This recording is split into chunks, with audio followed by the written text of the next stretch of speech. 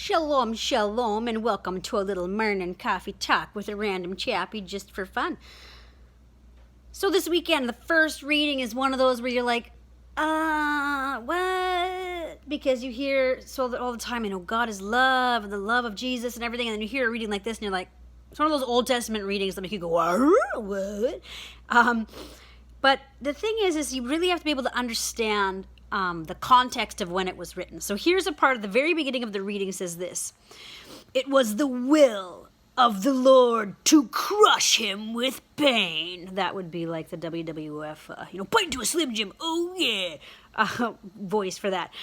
When you read that, and it can seem very confusing. But here's the thing that we need to understand. When we look at Scripture in light of the New Testament, to look at Scripture through the eyes of Christ. And what we've discovered with the eyes of Christ is that it's always love. The answer is always compassion. The answer is always love, which will look differently from scenario to scenario. But it will be. But compassion is boundless. Compassion is what we're looking for here, and who God is. And so the one thing is when this was written, it's written in a time where the Jewish, the Old Testament, you have these people that are trying to realize what does it mean to worship one God. Because in that culture there were so many gods, and you could pretty much try to please God by sacrificing a goat, and you would think that God would be like, yeah, that's a pretty good goat, thanks, here's some rain for your crops. So they had this idea of God, kind of like a puppeteer kind of esque sort of God, that you could control God. And what we start to learn as the scriptures evolve, and as the people writing the scriptures evolve in their consciousness and their awareness, is we start to see that that's not who God is, and that God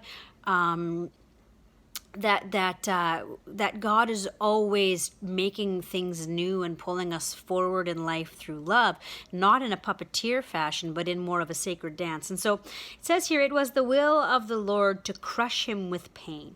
The will of God, I think, is always to love. And so with Jesus, something that I had thought was, when Jesus is saying, not my will, but yours to God, before the crucifixion, I see that as Jesus saying, I'm sure that Jesus, in Jesus's humanity, his will is to retaliate. His will is to run and hide. His will is to, and I mean that's every human's position of wanting to do when you're hurt, is to hurt the person back, or to run away, or to hide, or to play the victim, or whatever. But God's will is always to love, and to not let rage and anger and bitterness take over our hearts. And so we see here the next line within this from the book of Isaiah, and I find this is the one where it's like an Oprah aha moment for Isaiah, when it says, out of his anguish he shall see light. And that's the key. How can we bring our suffering to light, and how can we bring meaning to our suffering, and not have it make us bitter, but help us to make us better, and to be able to look. It's hard to see it when you're in the middle of it, but being able to look back as you're moving forward, to look back and see that there is some knowledge there is some understanding. And then how to express and move forward in love and not overanalyze, and to see, to be able to realize that out of our anguish, if we allow ourselves over time, you shall see light. Just some thoughts, grace and peace. Cheers.